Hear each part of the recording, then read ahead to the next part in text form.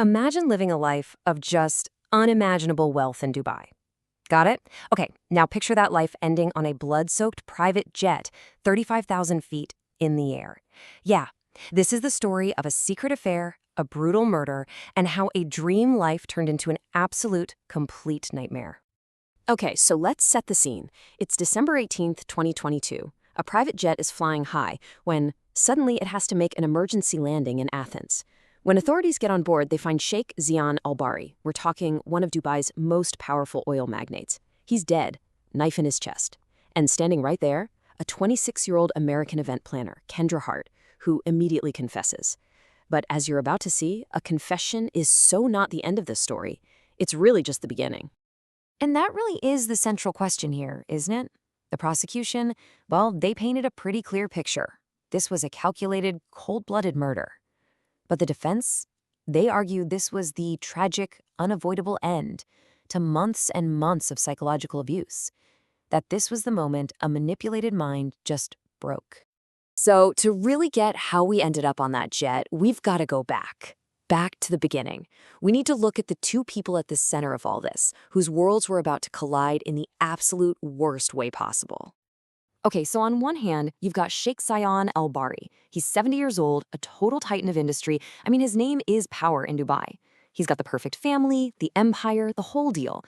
But behind that facade, he was apparently deeply lonely, stuck in a cold, empty marriage. And then, on the other side, you have Kendra Hart. She's 26, super ambitious, really smart, comes from a working-class background in Detroit. She lands in Dubai with this huge dream, totally determined to make a name for herself on the world stage.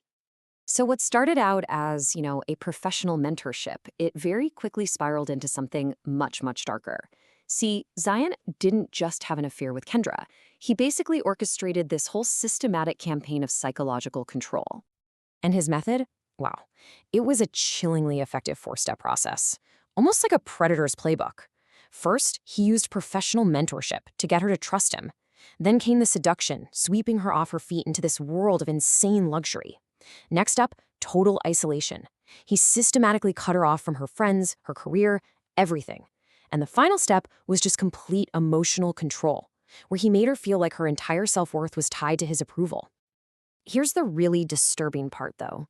Kendra wasn't the first, not by a long shot. During the investigation, other women started coming forward, women like Sophia, who shared this story. And she described the exact same pattern. The same promises, the same seduction, the same lies. This just blew the case wide open because it showed Zan wasn't just some unfaithful husband. He was a serial manipulator who had this whole thing down to a science. And there's actually a name for this kind of behavior: coercive control. This became the absolute cornerstone of Kendra's defense. You see, it's a form of abuse that doesn't leave bruises or physical scars. Instead, it's like this slow, systematic dismantling of a person's entire reality. It attacks their independence, their ability to think clearly. It's all about building a mental prison around someone, brick by brick.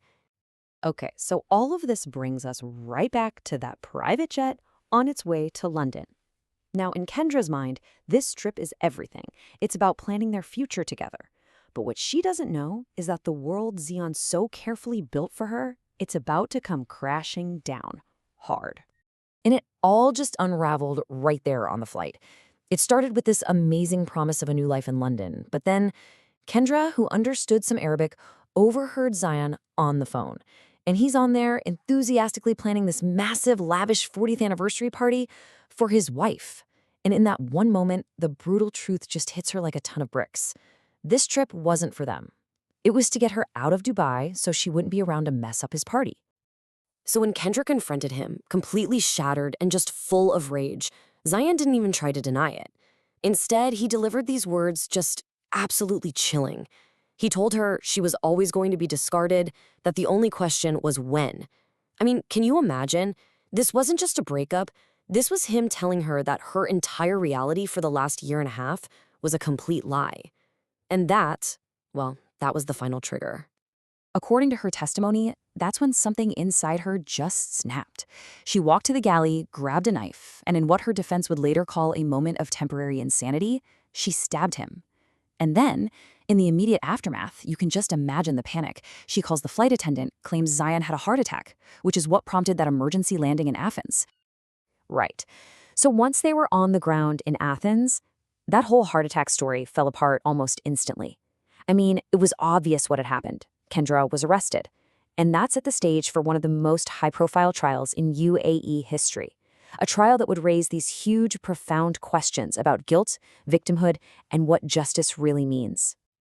The trial really became this battle of two completely different stories.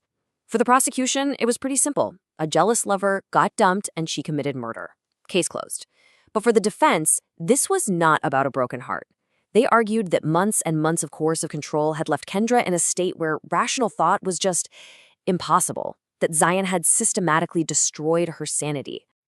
So, to explain why Kendra couldn't just leave, which is the question everyone asks, right? The defense brought in this concept called trauma bonding. Experts described it as this incredibly powerful, almost addiction-like bond that forms between an abuser and a victim. It's created by this horrible cycle of abuse, followed by kindness and affection. And that emotional roller coaster makes a victim feel completely dependent on their abuser, tying their entire sense of self to the very person who is destroying them. So, in the end, the jury came back with a pretty nuanced verdict. They didn't let her walk free, but they also didn't convict her of premeditated murder. They found her guilty of manslaughter, which was a clear acknowledgement of the extreme psychological pressure they believed she was under. The sentence? 12 years in prison. And the fallout from this trial was just immense. First off, Zion's carefully crafted public image was completely shattered. His decades-long pattern of abuse was now out in the open for everyone to see. This scandal rocked his family's empire to its core. But there was a silver lining. It forced this massive public conversation in the UAE about coercive control and actually sparked some legal reforms.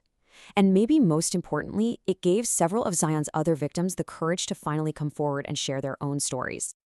So where does that leave us? Really, a court delivered a legal verdict. Kendra Hart took a life, and she is paying the price for that, no question. But this case leaves all of us with a much, much harder question to chew on. When one person systematically shatters another person's reality, what does justice truly look like? And honestly, there's no easy answer to that one.